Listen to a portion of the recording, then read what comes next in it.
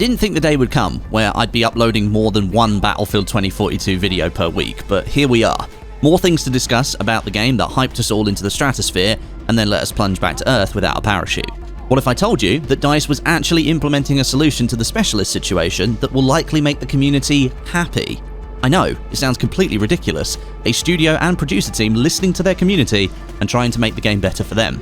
But it actually might be happening. A quick word from Alienware, our sponsor today, with their new Aurora R13 gaming PC. This thing is a big step up. It's bigger, it's better, it's cooler, featuring 12th gen Intel Core processors, NVIDIA GeForce RTX graphics, and a bold new design which you can opt to equip a windowed side panel with, so you can see all of your top tier components bathed in alien FX lighting if you want. New cooling called Cryotech, that keeps your components cool, working at their optimal performance level, giving you high frame rates in all of your favorite games, and the R13 features toolless graphical upgrades as well, so if you want to swap out your graphics card in the future, you've got confidence of an easy install down the road. For more information on the Aurora R13 from Alienware and to support the channel, click the link at the top of the description right now. Update 4.0 that released earlier this week has done a lot to improve Battlefield 2042 and make it a better version of itself.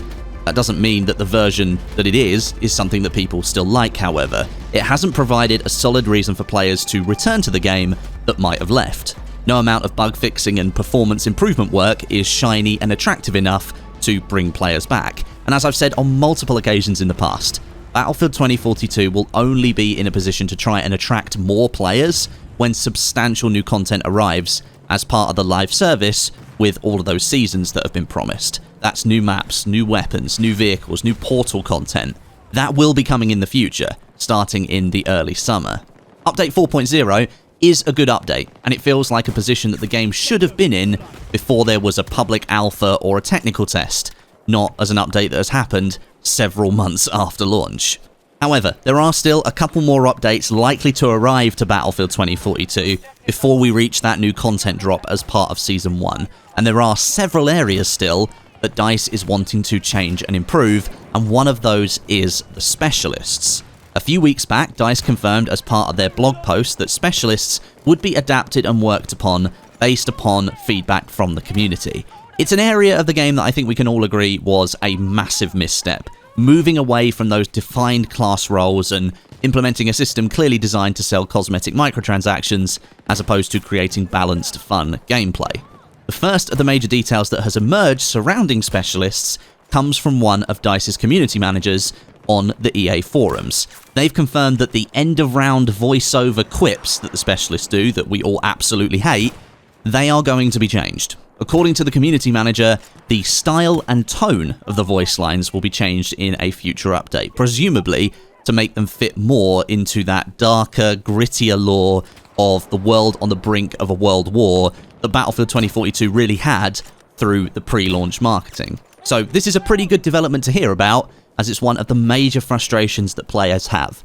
I really dislike hearing those voice lines playing at the end of round, and you have to sit through them. The only way you can save your eardrums from hearing them is by smashing the mute button as soon as you hear the music kick in. The only specialist that I can actually stand to hear talking at the end of round is Irish, and there are a few other specialists that have a couple of voice lines that I don't mind, but on the whole, a clean slate of voice lines and animations, that would be a really good step forward. Now, to add to this, there is more specialist news that we can discuss here. Prominent data miner Tempoyal has shared a few details on his Twitter account as to what we can expect for the full specialist rework that DICE is yet to officially detail. So I'll just say here, as with any rumoured or data mined content, I don't want to set your expectations that this is actually going to happen, because obviously it's data mined, it's not official. So take this with a pinch of salt. It might not ever see the light of day. But the information we have from Tempoyal, according to his findings, is that DICE is working to implement a class selection system into Battlefield 2042, alongside progress and levels. Now, an example of this is the Combat Medic class, which would increase a unit's survivability through their ability to revive and boost team health. Now, actually, a major suggestion from the community regarding specialists and how players wanted to see those implemented was the want for classes to return, and then specialists would kind of be like grouped into smaller classes, and then players could pick a specialist within that class that had gadgets applied to them that would then suit the gameplay role of that class. This would be opposed to players picking any specialist that they want and then sticking any gadget onto them as a secondary option, which in my opinion completely circumvents the assumed role of that specialist, because it does have a specialist gadget, which is supposed to define how that specialist plays, but because you could pick any secondary gadget and any weapon, you could just really do whatever you wanted. And for all intents and purposes, classes are currently dead in Battlefield 2042. So, based on this early information, it may well be that DICE is going to implement a more classic class system, but reworking specialists to fit into those classes, and then maybe you choose a specialist based on what class you want to play. My fear, however, is that for a large part of the marketing for the specialist pre-launch for 2042, DICE spent time hammering on about giving players more freedom to choose their own playstyles. And there is a part of me that feels DICE doesn't want to walk back on that directly with any specialist changes. It might be that even with specialists being grouped into classes, that the freedom to choose any weapon or any gadget that you want for that specialist will still remain in place. And that would mean that this solution to the specialist problem isn't really a solution at all, but you're kind of just moving the goalpost. It's almost like a symbolic gesture to the people who don't like specialists at all and want to see them die in a burning fire.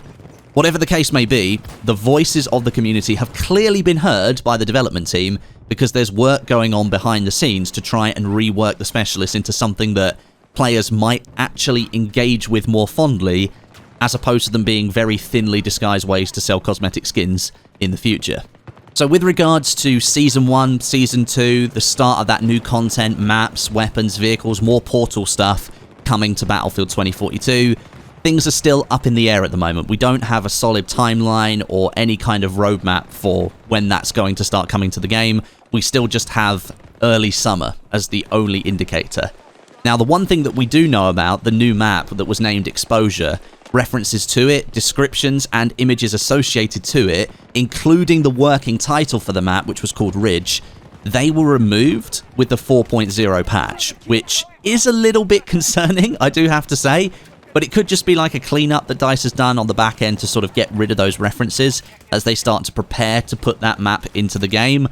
We can't really be sure. If you've never seen an image of the map, it's up on the screen right now. And as part of the base game map changes that DICE are going to be doing in Season 1 and Season 2, they're going to be reworking all of the base game maps to massively improve them, which is definitely needed. It's already been confirmed that future maps for Battlefield 2042 are also being reworked in the same way as the base game maps. So that means we're going to get more cover, less open spaces, more obvious pathing to get from objective to objective, more clearly defined fighting locations and objectives, and potentially, where it's needed, a scale down of the overall size of future maps. And that's thanks to community feedback. So this image that you're seeing here on the screen, it does look rather open. Of course, it is just concept art. This is not like in-engine or anything. You can tell that this is concept art, but from here, you can tell that it was probably supposed to be quite a big map, and DICE has already confirmed that the sizing of the maps is being pulled into question for the future, because they kind of got it wrong completely with the size of their maps for Battlefield 2042. Data miner Temple Yao has also revealed that there are references to at least 3 more maps in the files. Working titles for those are Drained, Lights Out, and Docklands. So whatever is happening in the background at DICE, there is plenty of content that is being worked on. And Temple Yao has now also confirmed that there are like another 8 weeks worth of weekly update prizes being given out. You know, every week on a Thursday it rotates around that you can unlock this new thing for Battlefield 2042. I think this week it was like the purple sniper rifle, which I actually thought was a pretty cool skin, and I did unlock, and you can see that in the thumbnail of this video. So apparently there's been 8 more added, and it's going to end on June the 16th. So people are now guesstimating that perhaps 1 week after that we might see the start of Season 1, but again, that's all up for debate because it's all data mined information. You don't know whether you can really trust it or not. I'm just sort of providing that information to you because lots of people have asked me to do that kind of stuff. But it could well mean that early summer, as DICE has quoted beforehand, could mean sort of mid to late June, which would sort of fit in with that early summer timeline for Season 1. If that's actually the case, we're not that far away now. That's looking at like sort of 7 or 8 weeks. So that could well be that the beginning of that content arrives in the middle of June. which would be amazing, because I would really like some new content for Battlefield 2042, but we're going to have to see. It remains to be seen as to whether players are going to bother sticking around for that new content, or whether they're just going to have engaged with something else and they're just never going to come back. We'll have to see. But there you go. You're now bang up to date with Battlefield 2042. If any more information, official or data mine, comes out over the next few weeks, I will start to cover it a little bit more, because we are approaching that early summer timeline for new content. And I want to make sure that when that content arrives, I'm ready to go to cover it, because I would love to play a Battlefield game properly again in my life. But thanks very much for watching, and I'll catch you all in the next one.